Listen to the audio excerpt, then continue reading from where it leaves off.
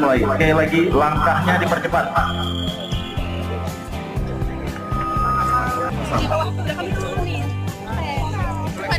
Ya, harap-harap.